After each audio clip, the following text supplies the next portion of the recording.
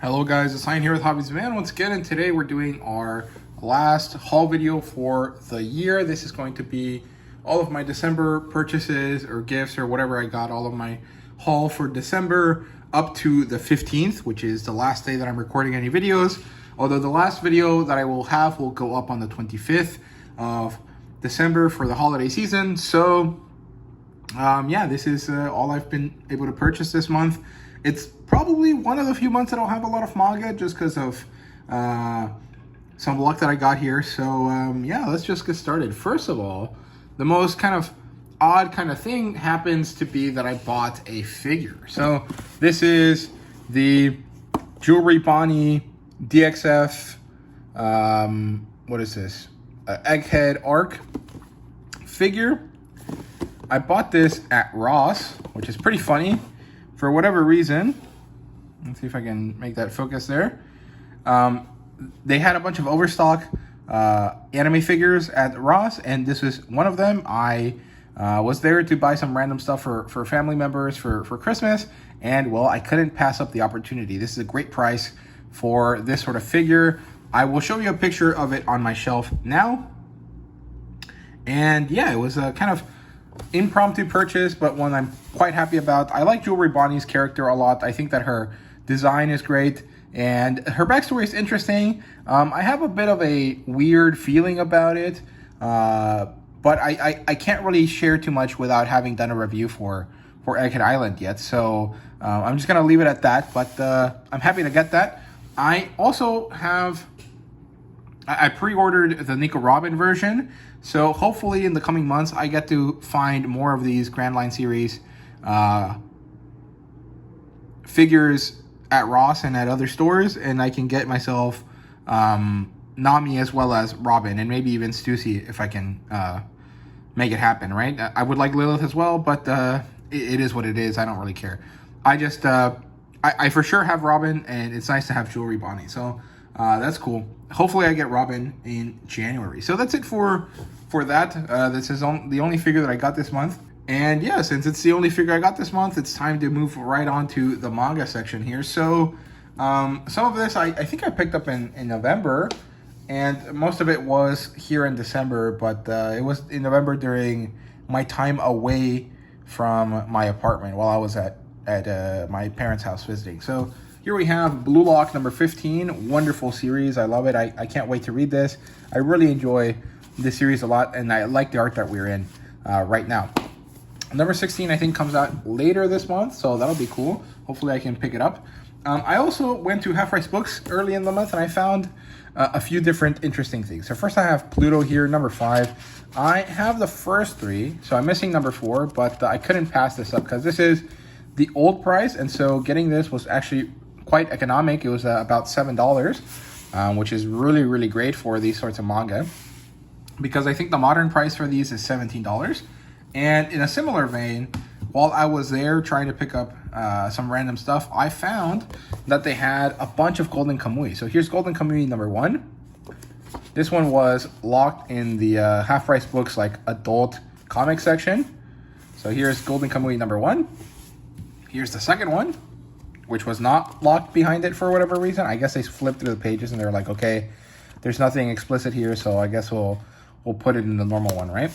And the reason I got this, because I know I can read this online, is because I actually don't like the way the Viz website looks. I like the Viz app. I think the app is great, but the website is just bad. And that's actually why I didn't read it earlier this year when I said I would, because I tried to read it on the website and I just found it to be quite ugly. So I found these for very cheap, half price. You know, they were like $6.50 a piece, and I couldn't pass that up. So there we go. I really like the series. I've watched like half of the first season of the anime, and the thing is that in the anime they give you all of the information that relates to Hokkaido, but it goes by too fast, and so I think that reading is probably the best way to enjoy this, and so that's why I decided to give it a read. But yeah, maybe I'll read these over winter break. I'm not really sure. Over the vacation, I think it'd be nice, but I have other plans. I have other things I want to read, so I might not get to them. And here we have Glibnir. So here's number 9. I'm missing number 8, but hopefully I can find it while I'm vacationing. I love this color. I think it's very bright in a way that is very fun to look at, which is nice. I don't like that this Gleipnir symbol is kind of a weird green color though. That's not my favorite. You have Gleipnir 11. This character looks crazy. I love it. It looks very, very interesting. Here's number 12. I love this cover. I think the definition on her, like satin dress and the two monsters are very cool. And this is number 14, which I think is the last volume. Yeah, this is a second version, a new version of the first cover. So I think this is the end. And that means I only have one book left in this series. I just need to collect book number 8 and I will have all of it. And I got that from a store here in Dallas called Anime Pop that's going out of business. And so they have a huge sale. And they're selling their manga for 40% off, which means that most of them are about $8. If you're looking at the $13 price tag, they're about $8. I think it's $7.80. Which is a great deal. Taxes are only like a few cents, so it doesn't end up being too much. I recommend that if you guys are in the Dallas area, you guys go check it out. It's a pretty good store. I recommend it. Then one of my roommates, or one of my old roommates, he no longer lives with me because he moved in with his girlfriend. But you know, he's a very close friend of mine. I've known him for over half a decade at this point. He got me this for Christmas. It's Fire Force Omnibus number 9. This collects issues or volumes 25 to 27, and this is the last oversized book. The next ones are 2-in-1s, and it's volume 10 and volume 11, and that collects the whole series. Then my other roommate got me quite a bunch of different manga. Some of these I asked for like directly. I was like, hey, if you want to get me something for Christmas, here's my wish list, because we always do something for Christmas. So. And they always have a hard time finding stuff for me, so I told them, hey, this is the wish list, right? And he got me a few things from there, and he also got me a bit of a gag gift, which I'll show you guys in a second. So here's Record of Ragnarok, number 11. I really am disappointed that these aren't in color, but you know, it is what it is. Very exciting fight here. This is the first Buddha fight, or the first half of the Buddha fight, and it looks like it's going to be awesome. We're finally about to get past the stuff that was mentioned in the anime. Here's the second half of the Buddha fight. Looks so cool. And maybe it introduces the next fight. I'm not really sure. Yeah. Demon King of Heaven, Hajun. And the last thing that it got me that was part of my normal gift was My Dress Up Darling number 12. A series I love with all my heart and I find very, very enjoyable. But, like I said, he also got me a bit of a gag gift, and that is this pair of volumes of Dick Fight Island. So he was looking at the Barnes & Nobles that's near our apartment here, and he was thinking about the fact that he wanted to get me something that I wouldn't read otherwise. And he thought that this was a really funny gift, and since he was there shopping with some of our classmates, some of our other friends, they decided that the gag was funny and that they were going to donate to the fund, and they bought me a second volume. So now I have 2 volumes of Dick Fight Island, and I flipped through this last night because I wanted to show my roommate the fucking crazy shit that he bought me, because I know a little bit about the series, and I literally can't open this because if I do, I might be like showing you some very hardcore porn, and it's kind of ridiculous. I thought it was hilarious. It is a funny ass situation. I thought it was hilarious that he got me this unexpectedly, and he thought it was really funny too. So I'm very happy that he took the time and the effort to give me some interesting gifts. But Jesus Christ, man, that thing is crazy. Like, are all BL Sublime manga like that? Please let me know that in the comments, because Jesus Christ, they're crazy, dude. That, like, I don't think, like, it's like Faku level, like, type of shit, dude. Like, it's crazy. It's ridiculous. And I think it's hilarious. But, yeah, so that's everything I got manga-wise. Let me know what you guys think about all of this stuff down below. Let me know what your favorite manga purchase of the month was. Yeah, and so that's it for the physical manga. I guess now let me show you the digital manga. So let me just open up Bookwalker here, because I feel like I didn't show you some of these that I've purchased before. So here's my Bookwalker account on my iPad, and we have Blue Lock and tying the knot with the Agami sisters, and Snowball Earth, which I got for $1 because it's not on the app. Maisen and Koku, Black Lagoon, I Want to Do Bad Things With You, Blue Wolves of Mibu, and then a bunch of adult single chapter books that they had for free over the last couple of days for a weird, guilt-free sale or something. And I got all of the ones that were heterosexual. They had a lot of them that were BL that seemed interesting, but it's not really my thing. Although if I like Dick Fight Island, maybe I'll read some of them beyond that.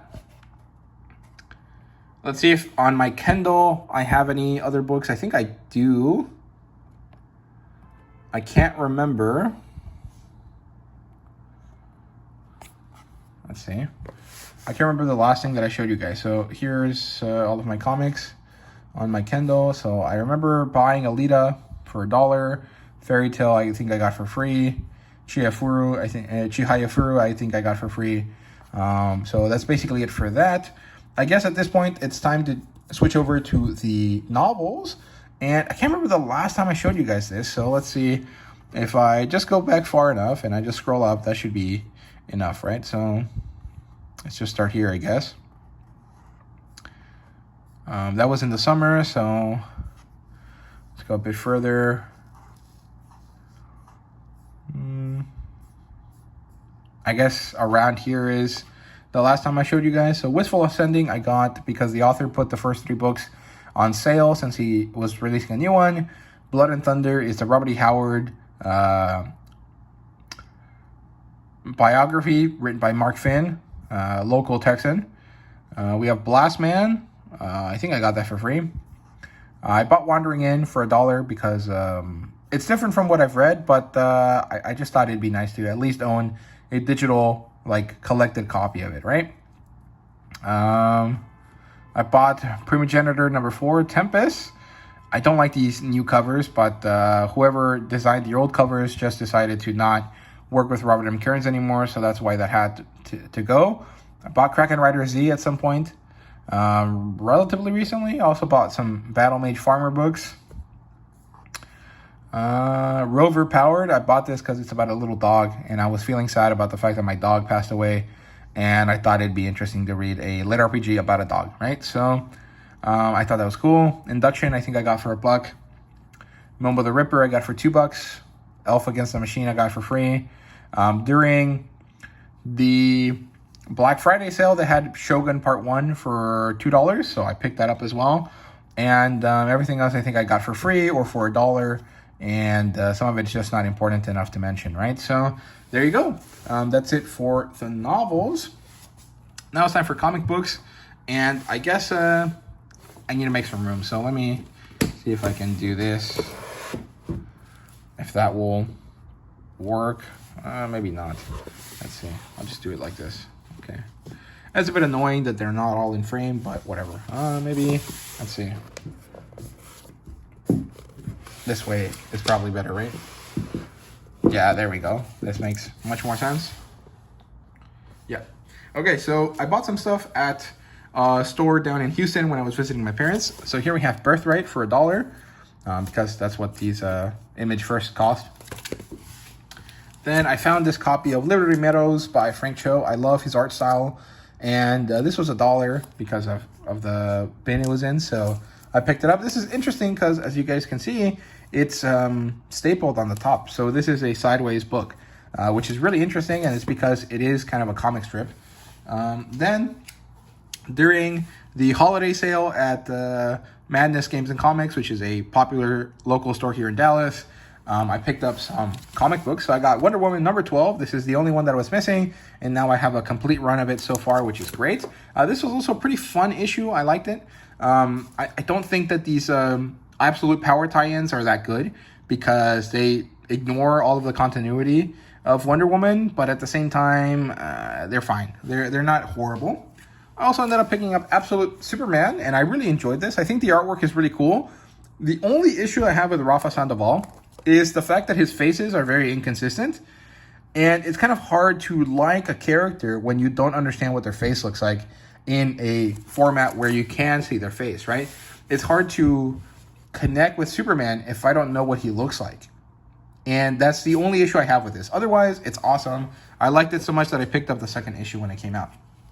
Alongside this, because it was a buy three for the price of two, I got Wonder Woman, which is $5, Absolute Superman, which is $5, and Power Rangers Prime, which is also $5. And this was pretty cool. I don't really understand the current continuity of Power Rangers, so I was a bit lost. But at the same time, it was clear enough that you understand there is a girl. She's a samurai, like she's one of the samurai rangers, and she is trying to hide from these Altarian people that have invaded and colonized Earth. We have Conan the Barbarian, Battle of the Blackstone, which is pretty awesome. I really enjoy this story. It's definitely better than Jim's previous attempt, which I think is wonderful. I think it shows that he's grown as a creator, that his editors are better, that he's at a company that respects his work on Conan much more than Marvel did. But at the same time, I think the most interesting aspect of it was that they did essentially kill off Conan for a full issue, or for half of an issue maybe. And I thought that was interesting in a series to kill the character whose name is on the series, if that makes sense. I thought it was cool. This is Rogue Sun number 23. At this point, I'm losing a bit of interest. I like what's going on, but I feel like it's been on hiatus for a while, and I just don't understand. And we're focusing on these characters that I don't really care too much about, and it's kind of odd. Here we have Justice League Unlimited with Dan Mora as the artist, and man, his artwork is freaking awesome. This story was also pretty cool. I thought it was enjoyable, mostly because it's nice to see the Justice League dealing with threats that are not world-ending, that are just like serious enough that more than one superhero has to deal with them, right? At the same time, within the status quo after Dawn of DC, is that really necessary? Because Metropolis has like 7 superheroes, and they're all Superman types. Like, if those 7 people just worked across the world, you wouldn't need the Justice League, right? Which I think is kind of weird. But at the same time, I really enjoy this interaction. I think the team that they've chosen for this Justice League is really, really cool. Here's Flash Gordon number 4. I like this cover a lot. It's not really reflective of what happens inside, but it is enjoyable. I like this story quite a bit. It's fun. That, Flash Gordon was a ripoff of Buck Rogers, which was the inspiration for Star Wars. And now this story takes inspiration from Star Wars in certain elements. And I think that's cool. That circular nature of storytelling being seen so clearly is cool. You have Top Cow special, holiday special. This was pretty fun. The two like Witchblade related stories, the Witchblade one and the Darkness one, were pretty fun. I actually really liked the Darkness one. I think it was great. But the Aphrodite 9 story, I could have just done without. I feel like it would have been better if the other two were expanded a bit more. You have Battle of the Blackstone number 4. I got this late, but I did do a review for it. Relatively close to the date it came out, but this was a great ending to the story. I really, really enjoyed it, and I like that it set up RZA as this recurring character for Jim Sub that can come back anytime that he has some spiritual stuff going on, which is pretty nice. Here you have Transformers number 15. I loved this cover, and I loved this issue. It was a nice return to our main storyline in a way that I felt was really, really enjoyable, and it deals with the morality of the two different groups that we always see fighting, right? Technically, the Decepticons are supposed to be evil, but even within that evilness, there is some dissent about what they should or shouldn't do, and I thought that was interesting. I think it's really cool. You have Witchblade number 6. This is not my favorite cover. This is cover B. Usually, I get cover A, and cover A is usually done by the main team that works on this, Cafaro and Prianto, but for whatever reason, I got this one. It's not a big deal. It's not a big negative or anything meaningful, anything bad. But I would have preferred the main cover. I just ended up getting this because I usually don't care. Here's Absolute Superman number 2. And I actually really enjoyed this issue. There's a bit of a weird situation there with the AI storytelling. Like, Jason Aaron seems to be trying to make some very important, meaningful points about AI and about the government and this insane over militarization of the world, especially of the US. But it's not landing because it looks super comical. It looks so ridiculous and unserious that you can't really take it for what it is. Like, in the process of satirizing it to be palatable for audiences, it also made it seem much less meaningful than it is, if that makes sense. And that's a bit of a miss there, but it's not a big deal. So that's all of the ones that I read this month. There's a few other comic books that I bought that I didn't read. So here's Red Sonja number 16. I just didn't have time to read this and review it for the channel, so I'm just not going to until January. Here's Apex. This is supposed to be read after issue 10, and I don't have it yet because there's some issues with my local comic book store, so I'm just going to wait for that. Here's Shitara number 5. This came out after issue 10, I think, so I want to read it afterwards. But again, I don't have it yet, so I'm just going to have to wait for that, so that's going to be for next year. Here's a free Marvel book. This one has Hulk number 3, Spider-Gwen, Ghost Spider, and Daredevil 2027. 227. I wonder if they're going to do one of these with Venom, because Venom is like the big serious storyline that's going on right now, right? And it seems like these are older, which I think is cool, maybe, but I thought that this was about getting newish series picked up, right? And I got this Trick or Treat free comic book from Halloween, just because I saw it on the shelf and I thought it'd be interesting to grab, because I don't know who this kid is. I think he's Spider-Boy or something. But yeah, the artwork looks fine. The thing is that usually when I look at the artwork for Marvel, it always looks like, you know, it's not as good as DC, and that's a big shame. I also got Eternals for about $5 from Ollie's, which is pretty cool. I actually really like this Eternals run. I think Kieran Gillen does a lot of cool work, and this was coming out when I got interested in the Eternals thanks to the movie. So I picked this up. I'm not going to read it anytime soon, but I do like it. Although, honestly, dude, the TPBs that Marvel puts out always feel so thin and like not worth the money that the cost that they're assigned, right? The value that they're assigned. So I'm always happy to get them at discount price. However, I did get this, and I also got this at discount price. I paid $8 for this brand new, and I got it because Cho is the artist for this, and I've always loved the way he draws female characters. So since I got that other Cho book, I thought it was time to get this one, and I'm pretty happy about it. I don't like the coloring. I don't know if Cho does his own coloring or if someone else does it for him, but I don't love it because the way he renders skin looks almost plasticky, if that makes sense. And that's not interesting. That's kind of off-putting, actually. But, I mean, look at those covers. Look at those muscles. Look at those, that ass. And it's just great. So, I picked it up. It was $8. It was worth every penny. The only thing is that the interior is so weird. It's like this weird fake leather that just is kind of odd and immensely boring, man. Like, if I lose the dust jacket for this, I'm just not going to ever show it because it's so boring. But either way, if I like this, I'll collect the rest of these of this Bendis run. So yeah, that's all I got this month. I will probably buy a few more things over the break, you know, between the 16th and the 10th of January. The 16th of December to the 10th of January is when I'm going to be off or away from the YouTube channel.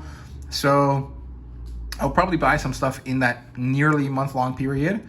But we shall see. So I'll come back in January with a wrap-up video and a haul video for the holidays, and I'll let you know what I bought at that point. So at this point, I just want to say thank you guys very much for watching, for enjoying my content, for sticking it out here with me over the years. I will continue to do this channel for sure. I'm really happy about it, and I really enjoy it. I want you guys to tell me what you've been buying, what you got for Christmas this year. Did you buy yourself anything nice? And I also want to thank you guys for, you know, all of the likes, all of the support, all of the comments that you leave throughout the videos that I put out. And I just want to wish you guys a happy holiday season, you know, happy Christmas, Merry Hanukkah. Diwali, I think, happens around this time. I'm not really sure if that's true or not, but I think it should be. What else? Kwanzaa, I think, is also like a winter holiday. And Happy New Year, of course. So yeah, see you guys in the new year. Thank you guys very much for watching, and see you guys next time.